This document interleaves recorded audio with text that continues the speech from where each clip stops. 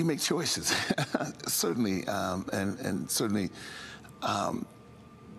you know, I come out of community service and community development as well. You know, I worked for the Model Cities program and the Office of Community Development in San Francisco. And I was evaluation specialist and program manager in the Model Cities program from 1972 to 1978.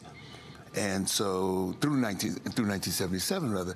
And certainly, if you were able to, and this was a very key moment, because this also, as I think about it right now, it also is along the same lines, the parallels to what's happening in the film, that there was an extraordinary level of grassroots democracy happening in communities like the Mission District in San Francisco and the Baby Hunters Point District in San Francisco. It's extraordinary. And certainly it was fueled, of course, by, I think, the sense of organizing that came out of the Civil Rights Movement, and I think also was translated into the Black Power movement. This sense of organizing, this sense of empowerment, that people could be the architects for change. And this was happening all over the country. So when you look at Black Power Mixtape, you're able to kind of reflect on a moment and understand the very core values of that moment, you know. Yeah, I mean, it was James Brown who at the same time came out and said, "I'm black and I'm proud," at the same time. So all this particular energy was happening, and certainly for them to be able to capture this, the Swedes be able to capture it, and looking from the outside in was a critical part of this. They were able to see this from the outside and ask sometimes very innocent questions. That's certainly that interview, that response by Angela to violence was extraordinary. Let's go to that clip. Yeah, but the question is more, how do you get there? Do you get there by confrontation, violence? Oh, is that the question you were asking? Yeah. You asked me, you know, whether I approve of violence. I mean, that just doesn't make any sense at all. Whether I approve of guns. I grew up in Birmingham, Alabama. Some very, very good friends of mine were killed by bombs that were planted by racists. I remember from the time I was very small, I remember the sounds of bombs exploding across the street, our house shaking. I remember my father having to have guns at his disposal at all times because of the fact that at any moment we might expect to be attacked. The man who was at that time in complete control of the city government, his name was Bull Connor, would often get on the radio and make statements like, niggers have moved into a white neighborhood, we better expect some bloodshed tonight. And sure enough, there would be bloodshed. After the 4 young girls who lived, one of them lived next door to me. I was very good friends with the sister of another one. My sister was very good friends with all 3 of them. My mother taught one of them in her class. My mother, in fact, when the bombing occurred, one of the mothers of one of the young girls called my mother and said, can you take me down to the church to pick up Carol? We heard about the bombing, and I don't have my car. And they went down, and what did they find? They found limbs and heads strewn all over the place.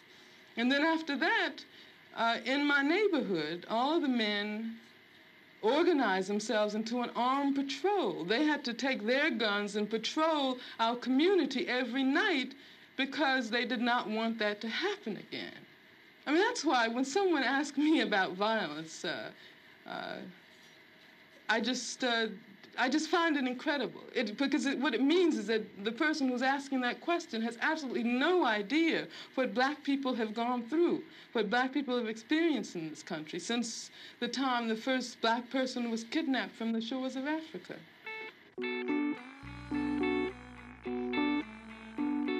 That's Angela Davis back, 40 years ago. in tape that was found in the basement of Swedish public television that has just been made into a remarkable film called Black Power Mixtape.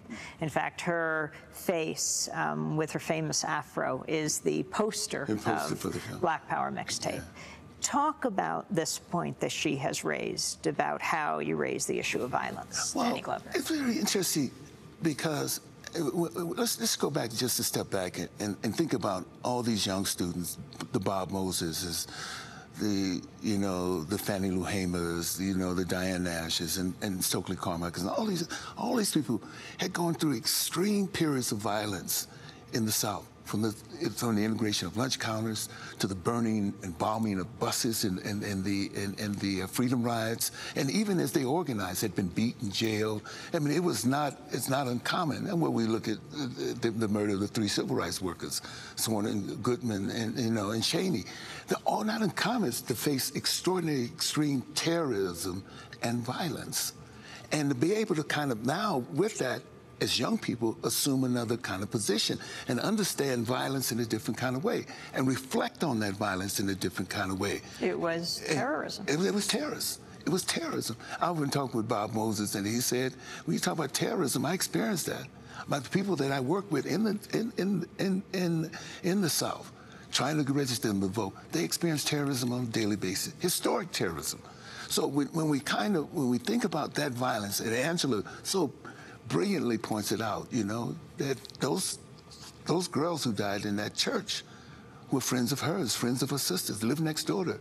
Their mother was a teacher, one of their teachers and everything else. It is amazing to think. Angela Davis, yes, friends of the little girls in the Birmingham church. Yeah. Condoleezza Rice, Denise McNair, one of the 4 children. She was friends with Condoleezza Rice and Angela Davis, coming from that same environment.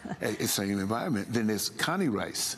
Yes. Connie Rice in L.A. came from that same environment. It's one of the great civil rights lawyers in the country, too, So yeah, but that moment, how she characterizes violence and understanding violence, and think about that violence now in relationship to what is happening in Tucson.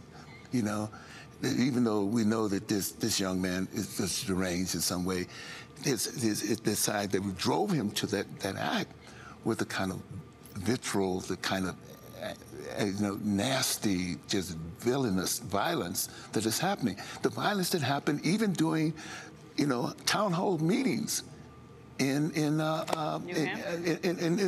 the healthcare crisis, the healthcare debate and everything. All this kind of violence. And then you take again the wars. King talks about that, how that violence comes home. That violence comes home to haunt us.